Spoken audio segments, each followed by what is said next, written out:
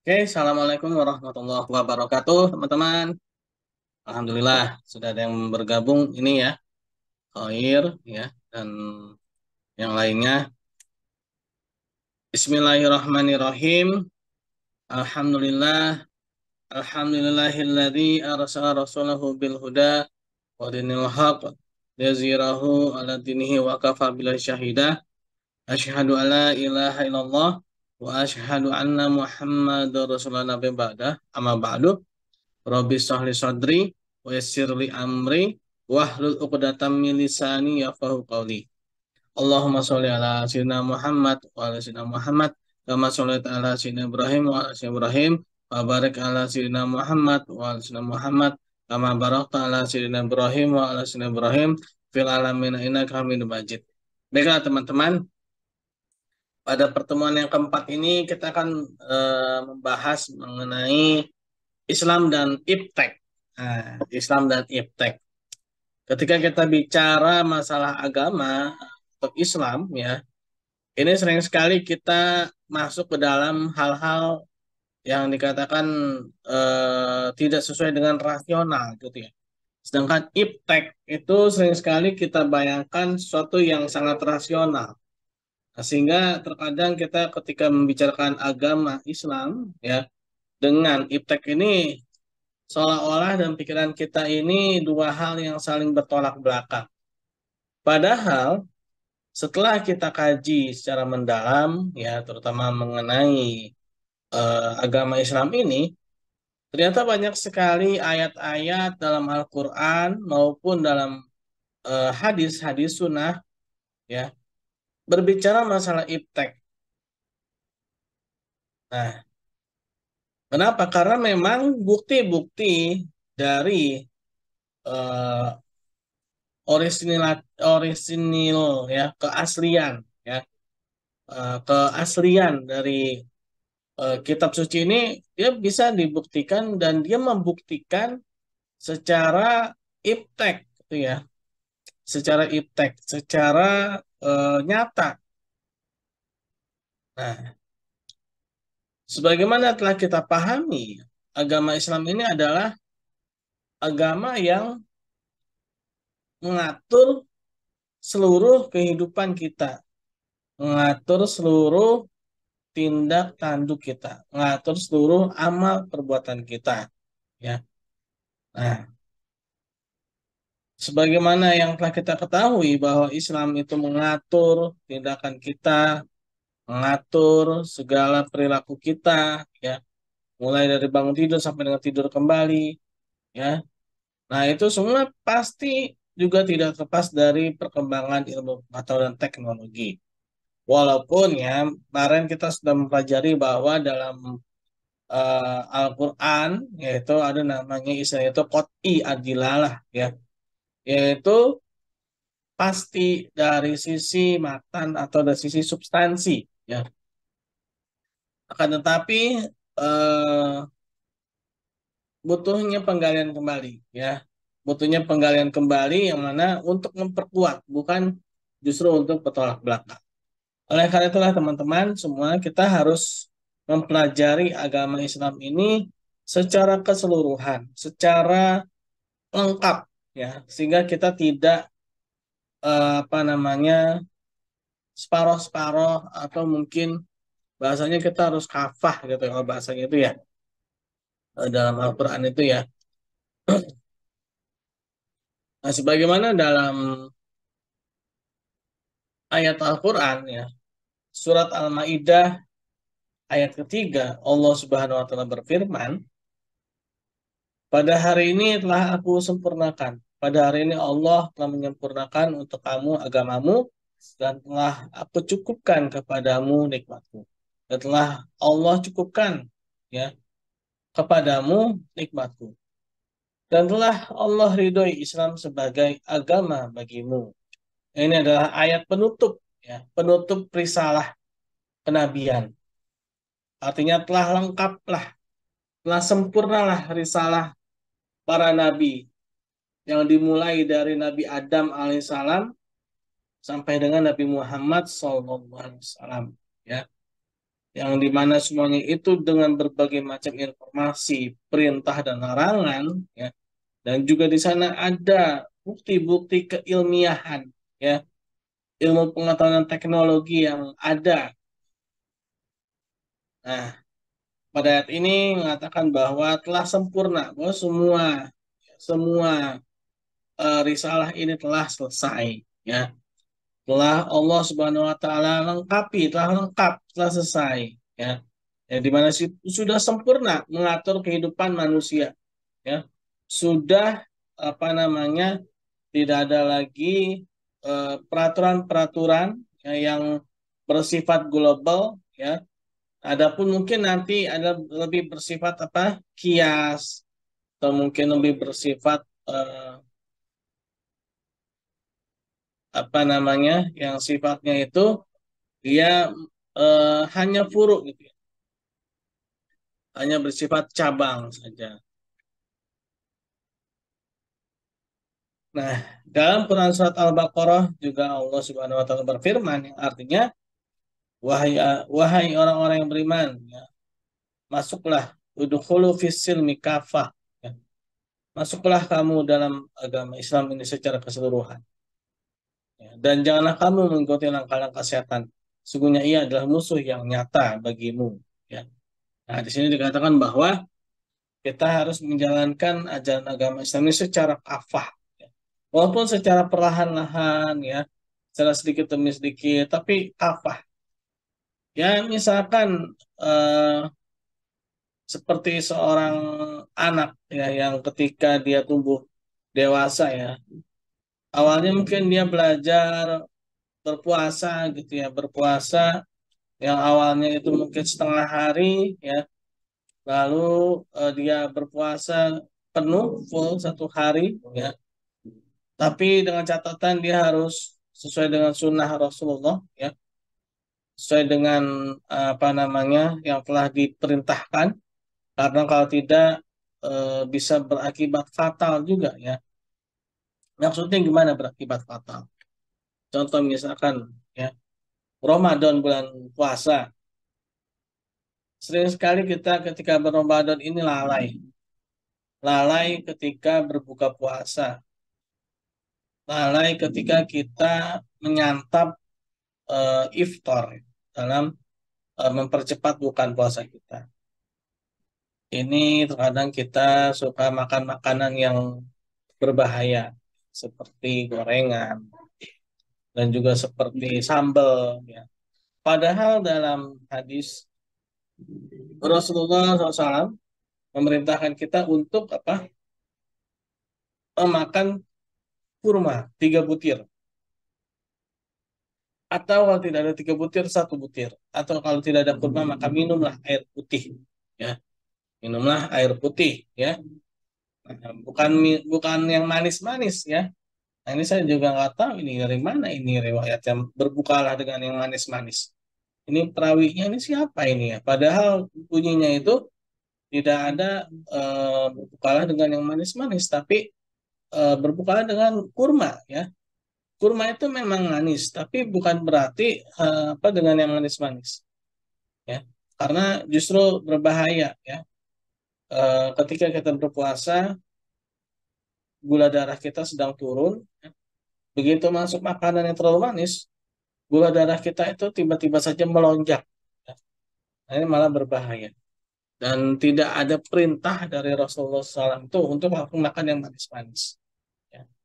Perintahnya adalah berbukalah dengan 3 butir kurma, ya, atau kalau tidak ada 1 butir atau mungkin minum air putih, ya. Nah, ini juga ada kaitannya dengan iptek nih ya. Jadi gini teman-teman, kenapa harus memakan kurma ketika berbuka puasa, ya? Karena ketika kita berpuasa menahan lapar dan haus, kondisi lambung kita itu mengecil, dia rapat, ya, dia rapat, ya. Karena lambung itu dia sifatnya terus menggesek-gesek apa istilahnya tuh.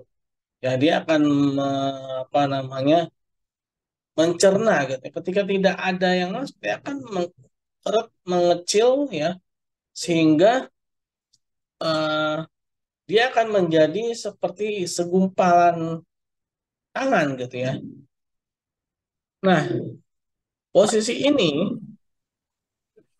bisa kembali normal ya, bisa kembali normal ketika dia dimasukkan satu butir kurma.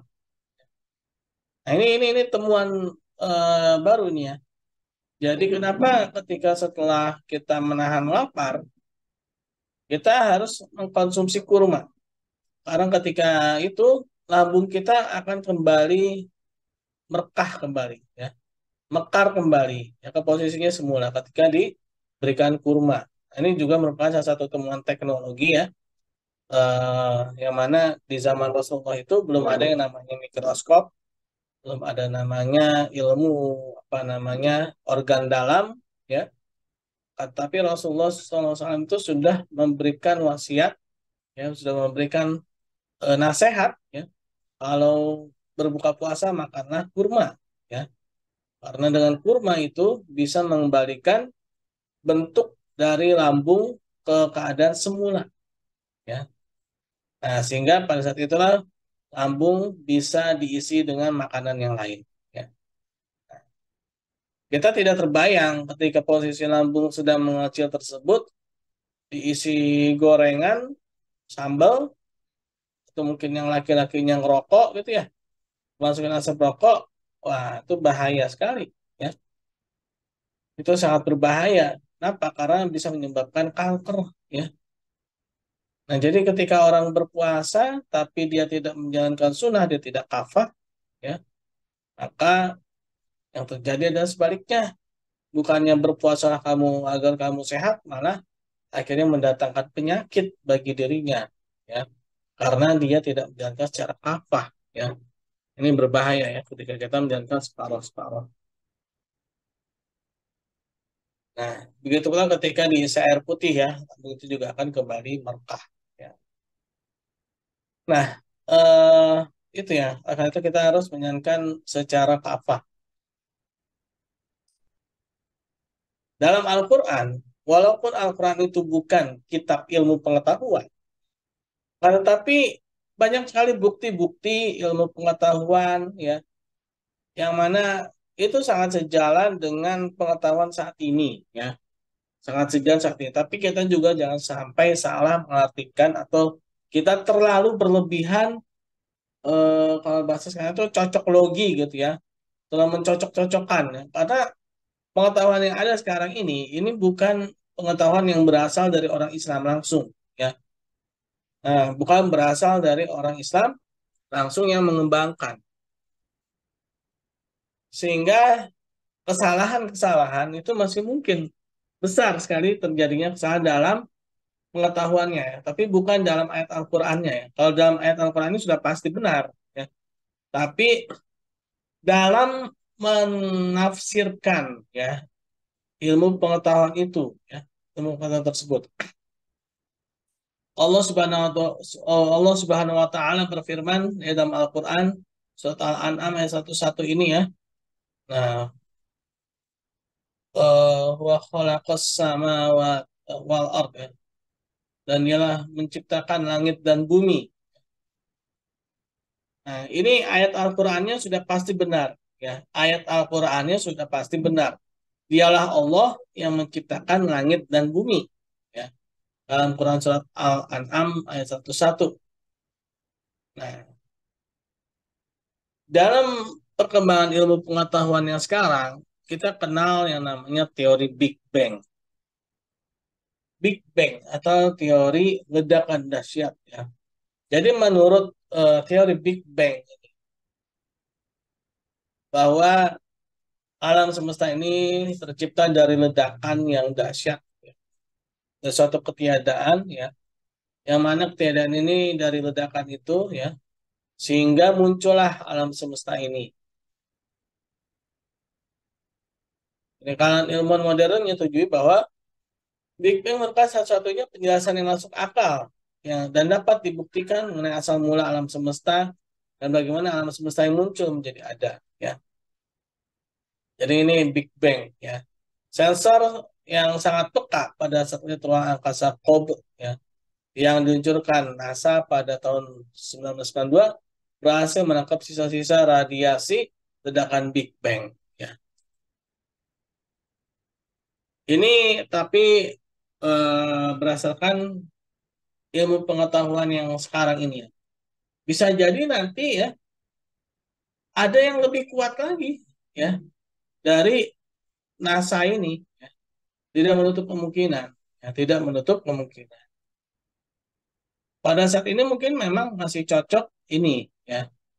Tapi kita jangan sampai beranggapan ya ini menjadi menganggap seolah-olah penemuan ini sebagai bagian dari firman Allah Subhanahu wa taala, bukan ya. Ini adalah kalau dibilang tuh dalil akli ya. Dalil akli ini kemungkinannya masih bisa ada kesalahan ya secara akal ya. Bukan dalil secara nakli atau dalam Al-Qur'an ya. Kalau dalil dalam Al-Qur'an itu udah pasti benar. Tapi dalil dalam Al-Quran ini berbicara secara global, ya, secara keseluruhan, ya, yaitu dialah Allah yang menciptakan langit dan bumi, ya. Nah, bagaimana proses penciptaan langit dan bumi ini? Nah, inilah dalil akli, ya, penelitian-penelitian, ilmu pengetahuan. Nah, penelitian-penelitian, terutama yang bukan langsung dari orang Islam, ya, itu harus kita kaji tabayun, tabayyanu ya. Maka tabayun lagi, coba diteliti ulang lagi ya. Nah, tapi kalau memang benar, nah berarti inilah yang cocok ya. Intinya memang segala sesuatu yang ada saat ini memang dari ketiadaan ya, dari ketiadaan. Nah, pengembangan alam semesta pun juga dalam Al-Qur'an Allah Subhanahu wa taala berfirman ya, Al-Qur'an ini kurang lebih artinya ya, dan langit itu kami bangun dengan kekuasaan kami. Dan sesungguhnya kami benar-benar meluaskannya. Ya. Nah, Al-Quran 14 abad yang lalu ya, 14 abad yang lalu telah membahas pengembangan alam semesta. Nah, pada awal abad ke-20 ada seorang fisikawan Rusia namanya Alexander Fridman dan ahli kosmologi Belgia Jos Lemaitre. Secara teoritis menghitung dan menemukan bahwa alam semesta senantiasa bergerak dan mengembang, ya, bergerak dan terus mengembang. Nah, mengembangnya alam semesta ini lagi-lagi yang mengetahui secara detail cara mengembangnya itu adalah mereka. Nah, kita sebagai umat Islam ini kita belum tahu bagaimana pengembangannya dan mengembang alam semestanya itu dan apa prosesnya seperti apa, ya. Nah, karena itulah teman-teman ini ya yang dari berbagai lapisan fakultas program studi ya mohon ya kembangkanlah Islamisasi ilmu pengetahuan jadi fakultas dan program studinya masing-masing. Ahmad Khairi nih. Ahmad Khairi, halo, assalamualaikum. Iya Pak, Kamu alhamdulillah ya bisa bergabung iya dari program studi apa Ahmad Khairi? teknik Teknik apa? informatika. Nah, teknik informatika, Masya Allah ya. Nah, TI ya ini berkaitan dengan eh, computerized ya, teknik informatika itu ya, dan Iya juga Pak, membuat apa aplikasi ya, membuat program ya, programmer ya, TI ya. Nah, ini cobalah kamu mulai mengkaji juga dalam Al-Qur'an ini TI ini dalam Al-Qur'an ini ada di ayat berapa gitu ya. Nah, jadi ketika kita belajar ya di kampus ya, itu kalau bisa cobalah ya ada pengayaan sendiri, pengayaan sendiri. Jadi kita ini ada ruhnya gitu ya dalam belajar. Nah, dalam TI ya, itu banyak tuh sebenarnya dalam Al-Quran, Sunnah, ya, hadis, ya, teknik informatika. Salah satunya adalah teknik informatika atau ilmu programmer itu ya. berawal dari angka biner ya. Angka biner ya, Ahmad Khairi, tahu Iya angka Pak, biner nggak? Angka biner, tahu angka tahu. biner? Tahu sedikit Pak, Apa cuman tuh angka sedikit. biner? Angka biner itu angka perkomputeran yang dimulai dari yang biasanya itu 0101. Nah, 0101. Ya. Angka biner 0101, tahu nggak itu dari mana? Tidak tahu Pak.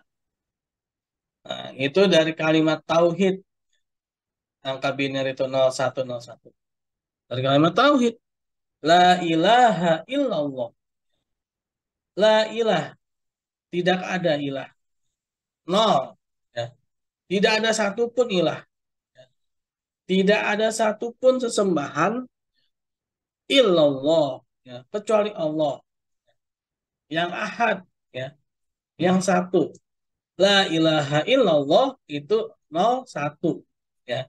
Itulah angka biner. Ya. Nah, itu baru satu. Ya. Angka biner itu berasal dari kalimat tauhid. Ya. La ilaha illallah.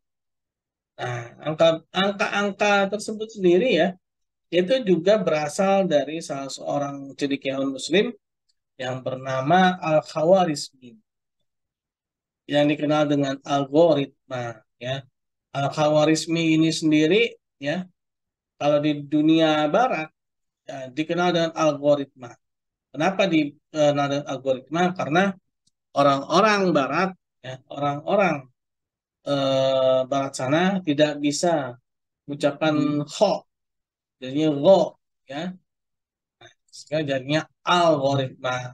Pada al-khawarizmi itu juga aljabar ya, itu juga sebagai bekal cikal bakalnya TI itu dari itu ya, al-khawarizmi atau aljabar itu juga berasal yang sama, itu Ja'far al-Khawarizmi ya. Ada yang bilang ilmu aljabar, ada yang bilang ilmu algoritma ya, itu dari satu orang ya, yaitu dari Ja'far al-Khawarizmi ya.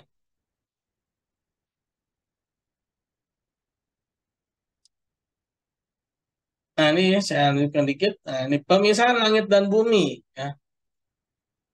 Nah, pemisahan langit dan bumi ini ada dalam Quran surat Al-Anbiya ayat 30. Nah, di sini Allah Subhanahu wa taala berfirman ya, dan apakah orang-orang yang kafir itu tidak mengetahui bahwasanya langit dan bumi itu keduanya dahulu adalah sesuatu yang padu. Kemudian kami pisahkan antara keduanya. Dan dari air kami jadikan segala sesuatu yang hidup. Mengapakah mereka tidak juga beriman? Ya. Nah ini jadi Allah Subhanahu Wa Taala memberikan gambaran ya mengenai penciptaan langit dan bumi ini bukan suatu proses yang besar gitu ya, suatu proses yang tidak sembarangan gitu. Bukti-buktinya ini suatu yang tidak bisa diremehkan. Nah, tapi apa? Orang-orang kafir itu masih menganggap bahwa eh, itu suatu proses yang biasa aja gitu loh ya. Nah, padahal dari proses itu sudah bisa menggambarkan bagaimana Allah itu maha kuasa dan maha kuat gitu ya. Allah itu memiliki kekuatan, kekuasaan yang sangat hebat bisa menciptakan pemisahan langit dan bumi. Nah, dari ayat itu ya, setelah apa namanya diteliti ya, diteliti, nah apalagi ini dengan menggunakan bahasa Arab. Nah ini bahasa Arab ini adalah bahasa yang paling banyak kosakatanya, vocabulary-nya. Ada 40.000, tidak salah. Vocabulary bahasa Arab ya. Nah, vocabulary bahasa Arab itu 40.000. Sedangkan kalau Assalamualaikum.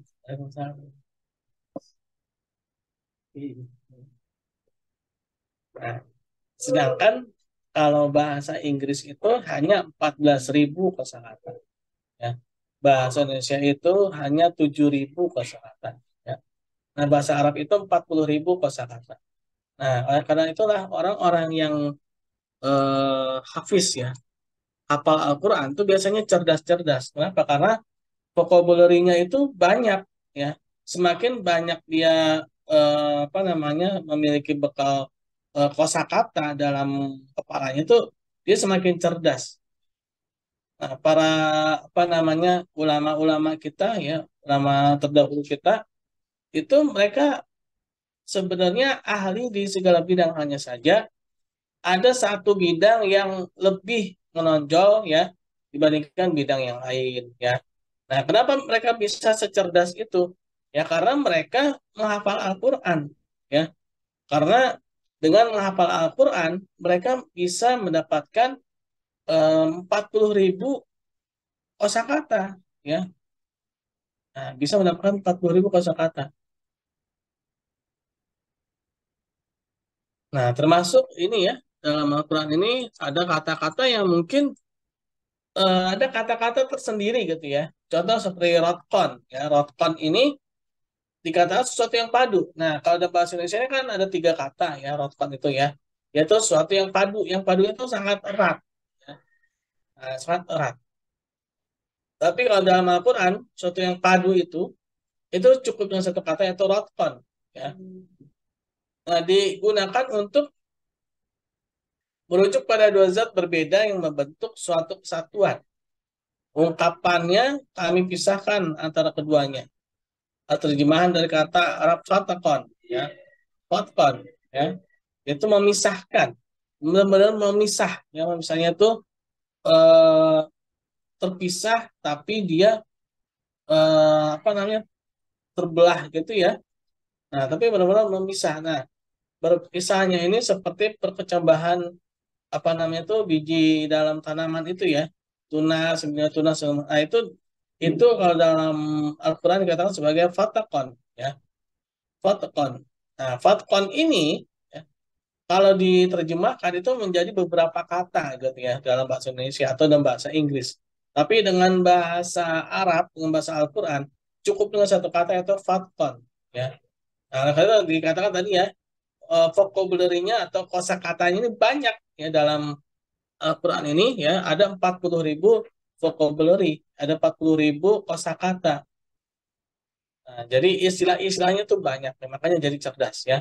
Nah, ini baru kita membahas secara ininya ya, katanya ya, katanya atau vocabnya ya. Nah, belum kita membahas secara substansi ya, substansi dari ayat tersebut ya. Nah, ayat tersebut menceritakan bagaimana pemisahan langit dan bumi ya. Nah, bagaimana pemisahan langit dan bumi. Nah, di sini dikatakan bahwa eh, Allah Subhanahu wa taala, nah ini di sini menggunakan kata kami. Ini juga sesuatu yang menarik ya teman-teman ya. Saya juga pernah sampaikan bahwa Allah Subhanahu wa taala dalam Al-Qur'an terkadang menggunakan kata aku dan juga menggunakan kata kami ya. Nah, ini sering disalahartikan ya kata kami ini oleh orang-orang di luar sana ya. Nah, ini dibilang apa bahwa Tuhan itu banyak ya kan, mereka mengatakan gitu ya kan. Nah, mereka menggunakan kata kami ya. Nah, arti kata kami di sini bukan berarti Tuhan itu banyak. Allah itu tetap satu. Hanya saja Allah Subhanahu wa taala tetap mengakui ya pihak-pihak yang terlibat dalam proses tersebut ya. Dan Allah tidak apa namanya melupakan mereka ya.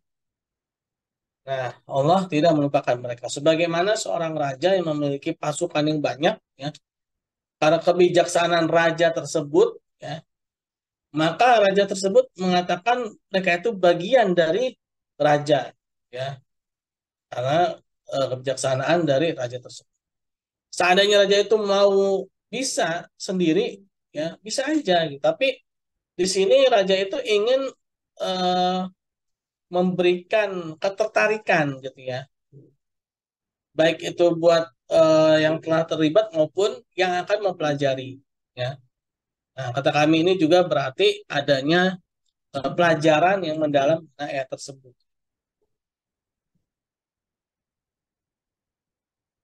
Nah, lalu selanjutnya ini belum jalan ini satu ya.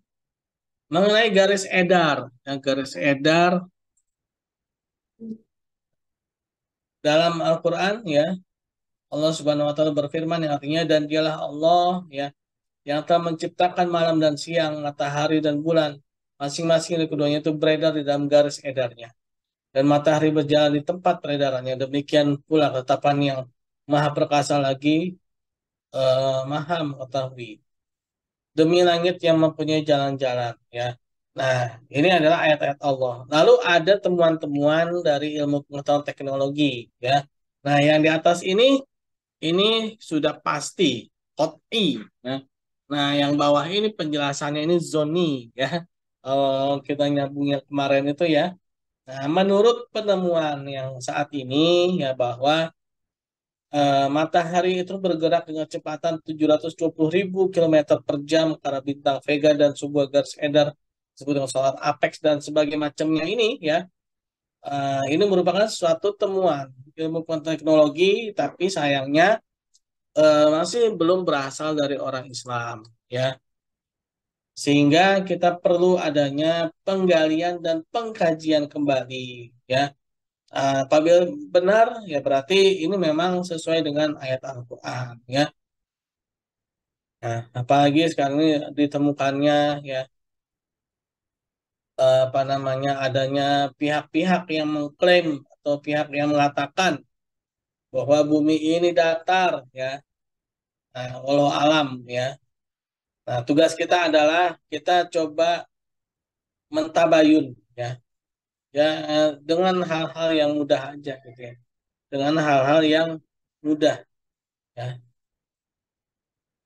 Kalau memang belum apa belum bisa, ya berarti kalau bahasa Imam Al-Ghazali ini kita taklid dulu dengan yang paling kuat, ya. Kalau memang kan saat ini yang paling kuat ini adalah ini, ya, yaitu perhitungan para ahli astronomi, ya kita harus taklidnya ke sini dulu, ya. Tapi jangan sampai kita menyimpulkan, ya, bahwa ini adalah yang di bawahnya ini, ya, yang perhitungan para ahli astronomi ini, ya. Kita jangan mengatakan ini adalah firman Allah, jangan, ya, ini adalah penemuan secara akli, ya. Ini baru penemuan secara akli, ya. Kita jangan mengatakan ini adalah dari Allah Subhanahu Wa Taala. Nah, bahaya itu, ya, karena eh, hal-hal yang seperti itu telah dilakukan oleh umat-umat sebelumnya, ya. Jadi para apa namanya ahli-ahli ilmunya itu, ahli-ahli agamanya itu mengklaim, ya, pendapat-pendapat pribadi mereka sebagian bagian dari firman Tuhan, teman-teman. Sehingga ketika ada kontradiksi, mereka terlalu bereaksi, ya. Mereka terlalu bereaksi dan akhirnya menyebabkan agama, trauma terhadap agama. Akhirnya apa? Ketika mereka berkuasa, mereka benar-benar meninggalkan agama, gitu. Nah, kita kan tidak seperti itu. Ya, kita ini sebagai umat Islam ini, ya, kita tidak apa namanya, tidak adanya kejomplangan, tidak adanya pemisahan antara ilmu dengan agama, ya. Ini mengenai garis edar, ya. Nah, lalu mengenai besi, ya. Nah, teman-teman, nanti kalau misalkan terputus kita masuk lagi di link yang sama, ya. Oke. Nah, lalu mengenai besi. Nah, besi ada salah satu unsur yang penting, ya. Dan ini disebut dalam Al-Quran dan bahkan nama ayatnya itu Al-Hadid, artinya itu besi. Nah, Allah Subhanahu wa taala berfirman dalam Quran surat Al-Hadid ayat 25 ini, "Wanzalna wanzalna al-hadida", dan kami turunkan, ya, anzalna, dan kami turunkan, ya. Pada awalnya ketika ada kata anzalna ini, para ulama-ulama tafsir ini mereka agak apa ya kalau bahasa itu khawatir, ya, ketika menerjemahkan kata anzalna ini sesuai dengan konteksnya, arti secara konteksnya, yaitu menurunkan. Karena besi itu ditemukannya itu bukan di langit, ya, tapi besi itu ditemukannya itu di dalam bumi, ya. Besi itu ditemukannya di dalam bumi. Kenapa kok malah Allah Subhanahu wa taala berfirman dalam Al-Qur'an ini diturunkan pada posisinya di dalam bumi.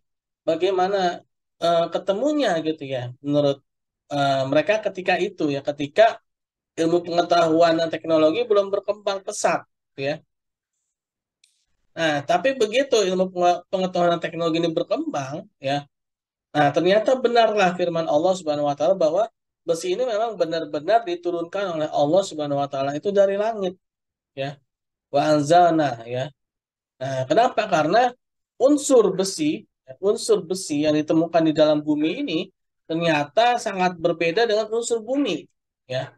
Unsur besi ini berbeda dengan unsur yang ada di apa namanya bumi ya. Nah, sehingga cocoklah kata anzalna ini memang benar-benar diturunkan oleh Allah Subhanahu wa taala ya dari langit ya. Nah, dikatakan bahwa penemuan astronomi modern telah mengungkapkan bahwa logam besi yang ditemukan di bumi ini berasal dari bintang-bintang raksasa dari angkasa luar ya. Nah, itu baru apa mengenai besi. Nah, lalu ada lagi ayat Allah yang lain ya yang membuktikan eh, kebenaran Al-Qur'an secara iptek ya, yaitu mengenai bercampurnya apa tidak bercampurnya dua lautan ya yang bertemu, dua lautan yang apa yang bertemu tapi tidak saling bercampur.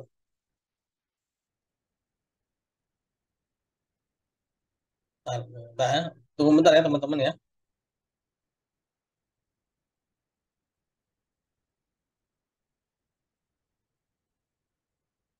Oke, ini waktunya tinggal 1 menit lagi.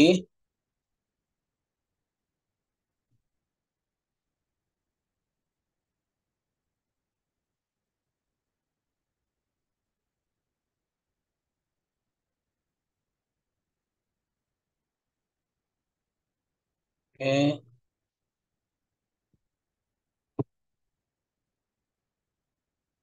nah, ya teman-teman. Nah, ini mengenai dua lautan yang apa namanya bertemu ya di lautan tapi tidak saling bercampur ya, tidak saling apa namanya bercampur ya. Karena adanya perbedaan massa jenis air ya.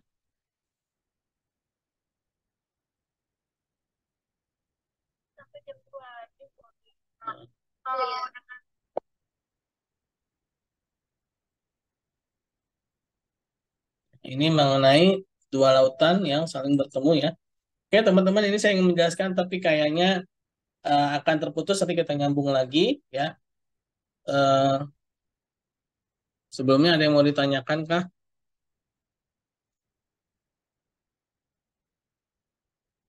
Ada yang mau ditanyakan?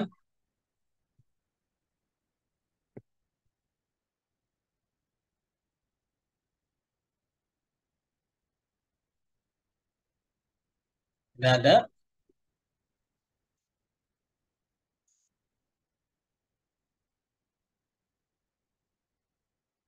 Jumpa lagi dengan saya ya, Hasbi Sidiki mengenai perkuliahannya ya, mohon maaf putus-putus ya. Ini kita lanjutkan lagi mengenai dua lautan yang bercampur ya teman-teman ya. Dua lautan yang tidak saling bercampur walaupun dalam satu wilayah ya. Ini menarik ya, kenapa? Karena sudah banyak temuan-temuannya yang mengenai eh, ayat ini ya, mengenai ayat tersebut. Saya save dulu ini.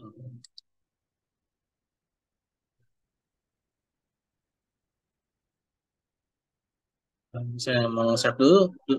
Ini soal yang tadi rekamannya sudah selesai. Saya save dulu sebentar ya.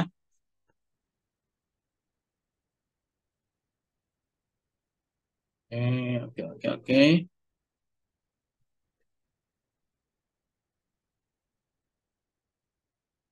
Oke, sudah. Nah, mengenai dua lautan yang bertemu tapi tidak saling bercampur satu sama lainnya. Ini dalam surat Ar-Rahman ya. Nah, ini Allah Subhanahu wa taala berfirman ya, dia membiarkan dua lautan yang mengalir yang keduanya kemudian bertemu Antara keduanya ada batas yang tak dapat dilampaui oleh masing-masing. Ya.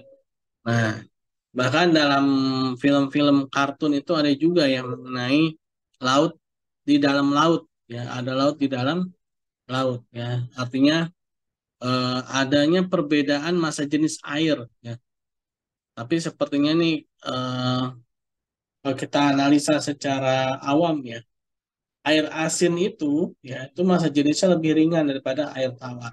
Ya, jadi semakin mendalam itu air itu semakin tawar. Ya, atau sebaliknya ada yang ahli kelautan di sini. Boleh dong. Ini share-share nih. Ada yang pernah tahu tentang ini laut ya? Ahmad Khairi.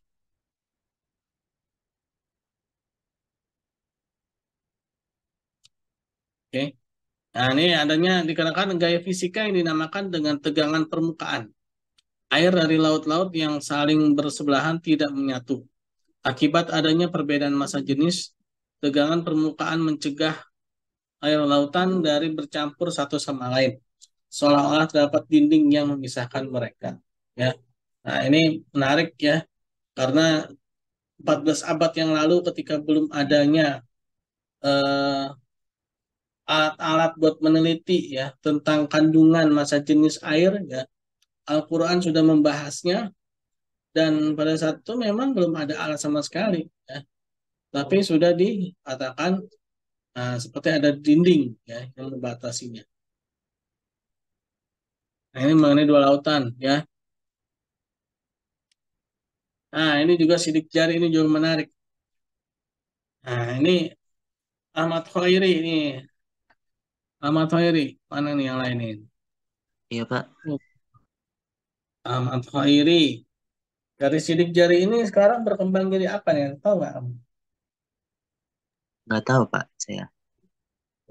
Nah, dari sidik jari ini berkembang menjadi barcode sebenarnya. Sistem barcode itu adalah mengambil dari sistem sidik jari pada diri manusia. Dengan adanya eh, sidik jari ini, ya, maka setiap manusia itu bisa diidentifikasi. Ya. Walaupun mungkin ada orang yang mukanya mirip-mirip atau mungkin mukanya sama, ya, tapi sidik jarinya berbeda. Begitu pula dengan barang-barang yang ada di supermarket gitu. Jadi mereka ini terilhami, terinspirasi, ya. Mereka terinspirasi eh, bagaimana ketika mengidentifikasi barang-barang yang ada di gudang, kan, agar tidak salah dalam mengatur dan memanajemen, ya. Nah, salah satunya adalah dengan adanya sidik jari ini, yaitu dengan sistem barcode. Ya. Barcode pada awalnya dengan sistem garis-garis, ya. Tapi berkembang menjadi titik-titik itu ya. Nah, dengan adanya sistem barcode sehingga mereka bisa lebih memanajemen, mengatur barang yang masuk, barang yang keluar, ya barang yang apa dijual, ya. Nah, sehingga mereka bisa dengan mudah ya mengatur semua itu. Nah, di sini Allah Subhanahu wa taala berfirman, apakah manusia mengira bahwa kami tidak akan mengumpulkan kembali tulang belulangnya? Ya, bahkan kami mampu menyusun kembali sampai ujung jari-jarinya dengan sempurna. Kenapa? Ujung jari-jari sempurna ini sampai sidik jarinya, ya, sampai ada sidik jarinya ini tercipta kembali, ya. Allah itu mampu, ya, sampai ada sidik jarinya itu.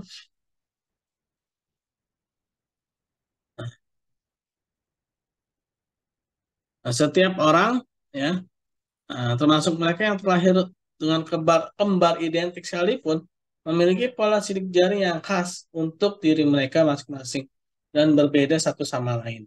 Nah, dengan kata lain, tanda pengenal manusia yang tertera pada ujung jarinya ini tanda pengenal yang paling rumit, ya, sistem kodean yang paling apa namanya kompleks, ya, yang paling kompleks dibandingkan dengan yang lainnya.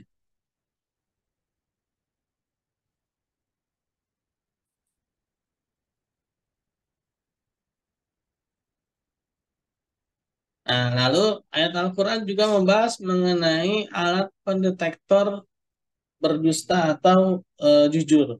Ya. Ini dalam surat di juz-juz 28 ini kayaknya ya. Sebenarnya di dalam juz 30 ada juga tuh ya tentang eh, ini orang-orang yang berdusta itu akan Allah Subhanahu wa taala siksa ya dengan menyuruh malaikat untuk menarik ubun-ubun mereka ya. Nah, taat dan mengucapkan perkataan yang baik adalah lebih baik bagi mereka dalam Al-Qur'an ini apabila telah tetap perintah perang mereka tidak menyukainya. Tetapi jika mereka benar atau jujur iman terhadap Allah, bisa demikian itu lebih baik bagi mereka. Nah, ini sebenarnya ayat yang tepatnya itu ada dalam Quran surat An-Naba kalau salah ya. Quran surat An-Naba. Nah, dalam Quran surat An-Naba itu ada salah satu ayat yang mengatakan akibat mereka itu berdusta ya, maka Allah menyuruh malaikat Zabariyah itu untuk menarik ubun-ubun mereka. Nah, kenapa di situ dikatakan menarik ubun-ubun? Ya? Kenapa tidak Allah menyuruh malaikat untuk menarik tangan mereka atau menarik kaki mereka gitu kan dan dilemparkan ke dalam neraka? Kenapa harus menarik ubun-ubun mereka ya kepala? Ya. Nah, ternyata ini ada rahasia yang tersembunyi, ada hikmah yang harus dikaji. Nah, yaitu dari ubun-ubun ini ternyata bisa mendeteksi bohong atau jujur ya. Nah, ada alatnya ternyata ya ketika seorang berbohong dinyala ya. Ketika dia jujur dia tidak nyala berarti memang spontanitas kalau jujur itu kan. Nah, kalau bohong itu kan dia perlu berpikir ya, berpikir keras gimana caranya membuat buat alasan kan. Nah, itu makanya nyala tuh dia tuh ya. Nah, tapi kalau dia jujur kan ya enggak dia ya apa yang sudah terjadi tinggal menceritakan ulang, tidak perlu berpikir keras gitu kan, sehingga tidak nyalah itu ya. Nah, tapi dengan kebohongan ini dia harus berpikir secara keras kan. Nah, itu ada ya dalam Al-Quran. Nah, nikmat Allah mana lagi yang kamu dustakan ya dan kalau kami menghendaki sungguhnya kami tinggikan derajatnya ya dengan ayat-ayat itu tapi dia cenderung pada nah ini ketika manusia ini udah dikasih bukti-bukti ya teman-teman ya kita semua nih kita udah tahu bukti-bukti ini ya, tapi masih juga ngeyel gitu ya. Nah ini dikatakan apa, maka perumpamaannya seperti seekor anjing yang jika kamu menghalaunya diulurkannya lidahnya dan jika kamu membiarkannya juga mengulurkannya. Artinya apa, mau dikasih tahu mau nggak dikasih tahu ya sama aja gitu ya seperti anjing gitu ya. Nah sehingga ayat-ayat Allah itu nggak berguna buat dia ya, ayat-ayat Allah itu nggak berpengaruh buat dia gitu ya. Ayat-ayat Allah itu tidak berasa buat dia, nggak terkesan dia dengan ayat Allah yang mana sudah diinformasikan tadi gitu ya. Nah itu nggak ada gunanya gitu kan. Nah jadi itulah ya. Nah ini kata-kata ini juga sudah disampaikan ya. Demikian itulah perumpamaan orang-orang yang mendustakan ayat-ayat kami. Maka ceritakanlah kepada mereka kisah-kisah itu agar mereka berpikir, ya, agar mereka berpikir. Ya. Nah, nih Islam sebagai jalan hidup, ya, eh, kita sebagai seorang Muslim, ya, ya iptek ini merupakan bagian dari muamalah. Bagaimana kita bermuamalah secara baik, ya, secara benar, ya. Nah, inilah yang menjadi apa namanya topik bahasan kita hari ini. Sebelumnya ada yang mau ditanyakan? Oh, jadi Ken, Ken apa nih? Tidak ada, Pak. Tidak ada. Nah, ini mengikuti Islam. Islam ini sudah saya indikan ya tadi ya. Nah, ini juga bagaimana rancang bangun bangunan Islam ya. Nah, diawali paling bawah ada akidah, lalu ada syariah, ada akhlak, ada ukhuwah yang dibangun dengan tiga pilar ini ya. Nah, ini mungkin nanti kayak di pertemuan berikutnya ini ya. Oke, teman-teman, kalau memang tidak ada, terima kasih yang sudah hadir. Insya Allah pasti akan ada bonusnya lah ya. Karena orang yang hadir dengan tidak hadir itu pasti akan berbeda, baik itu di sisi Allah Subhanahu wa taala maupun nanti di sisi saya, ya. Oke, terima kasih kepada Khairi dan tadi juga ada temennya tuh ya. Dan Ken, Ken siapa namanya Ken? Ya. Kita tutup dengan baca hamdalah, alhamdulillahirabbil alamin dan doa. Alhamdulillahirobbilalamin. Subhanakallahumma bihamdi, subhanakallahumma bihamdika, asyhadu an la ilaha illa anta, astaghfiruka wa atubu ilaik. Assalamualaikum warahmatullahi wabarakatuh. Waalaikumsalam warahmatullahi wabarakatuh.